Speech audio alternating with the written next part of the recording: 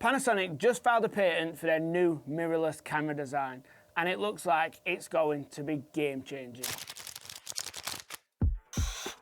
We have some really exciting news in the world of video creation, but before I get into it, let me just state that other than the patent itself and the application that Panasonic have filed for, all this video is just speculating and me trying to create a conversation between us filmmakers and video creators about if this is good or bad or what negatives and positives it may have. I love making videos like this not to create any kind of rumours or spread false information, but more just to speculate and have a bit of fun about what could be and to truly find out what we actually want as filmmakers and video creators. Because they have filed the patent application does not mean that this will definitely happen, but it does mean that Panasonic Lumix have definitely designed this and built it and filed for it. What in itself must mean that Panasonic sees some kind of value in this design, and it could end up in one of their future cameras. But now that's out the way, let's get into what the patent actually involves. So where did this all begin?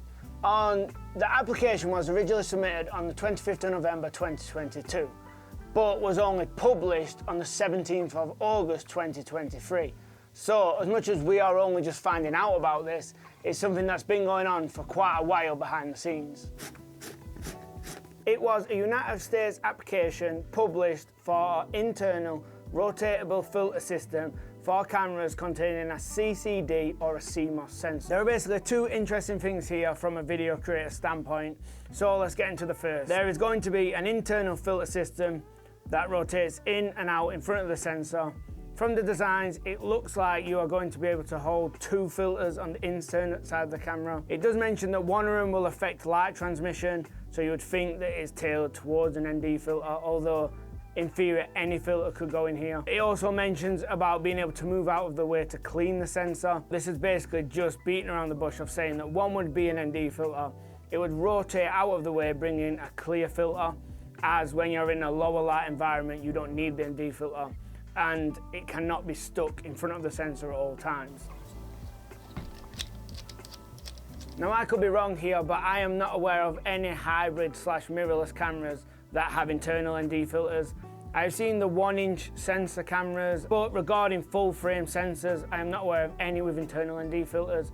Yeah, you can get the cinema cameras like the FX6, and yes, there is the C7 Air and the Blackmagic Pocket 6K, but those are Super 35 sensors and are like a lot chunkier than like a hybrid camera. As you can also see on the designs, there is a rotatable dial just to the lower left of the lens. This would be used to rotate the filters in and out, basically engaging the ND filter and then swapping back to the clear one, right in line with the cinema camera bodies that also have this dial just to the lower left of the lens.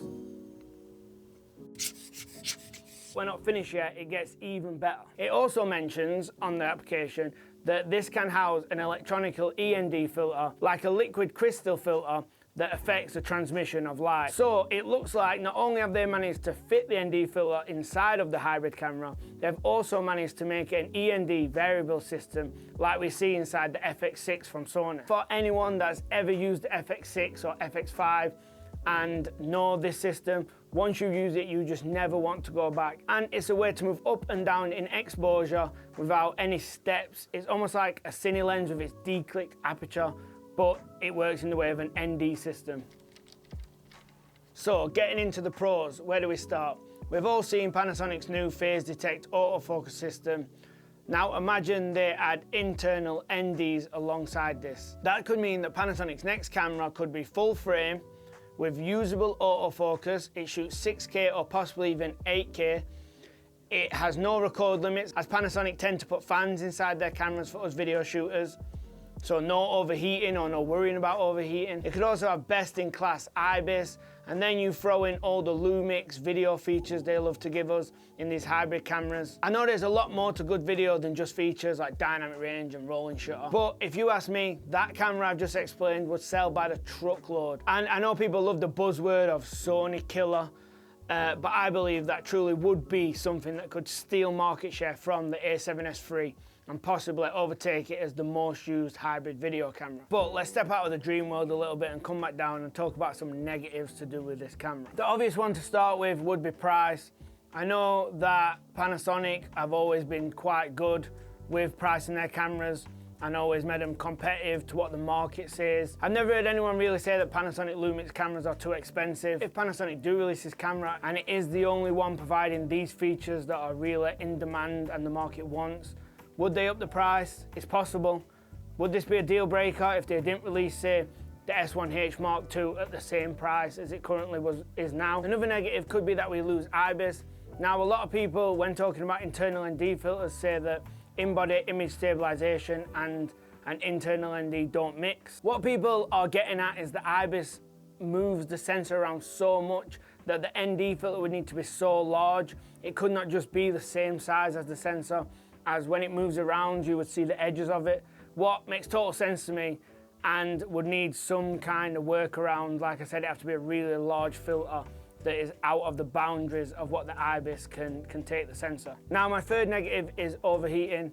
I know I just said that Panasonic and Lumix have always been really good when it comes to putting fans and not having any of their cameras overheat, but we've all seen the stuff from Canon and Sony over the last 2 or 3 years. I really hate the fact that manufacturers are willing to release cameras that overheat, especially when they are marketing and selling them to prosumers or professionals. It's almost like the manufacturer is setting you up to fail.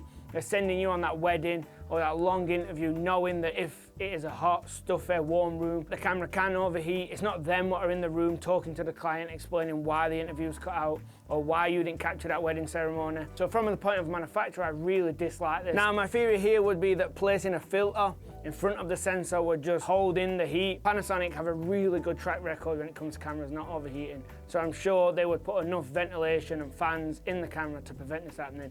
But it's just something to keep in mind, as it could be a negative to add in internal filters. From the way I shoot and my thoughts on this, if there was, say, a record limit of like 29 minutes added back into the camera, this would be a deal breaker for me. I would not like an internal ND filter if it meant overheating or record limits. Let's try and get a conversation started below. Let's say that this design makes its way into the Panasonic S1H Mark II. Would that make you purchase the camera? And also, how much would you pay for that? Would you want it to be at the same cost as the current S1H? Or would you be expecting it to be more expensive? And if so, would that put you off? Let me know below and that'll help get a conversation started. I think us filmmakers would love this feature added into our hybrid mirrorless cameras. Whether it's from Canon, Sony, Panasonic, or even Olympus, Nikon, whoever it is, we as consumers, as filmmakers would love it, as it'd help us create more easier, simpler, and better videos. And I believe if anyone is going to be the first company to do this, Panasonic are probably the guys to look out for. In the meantime, if you want to know what the best Panasonic camera on sale now is for making videos, click here.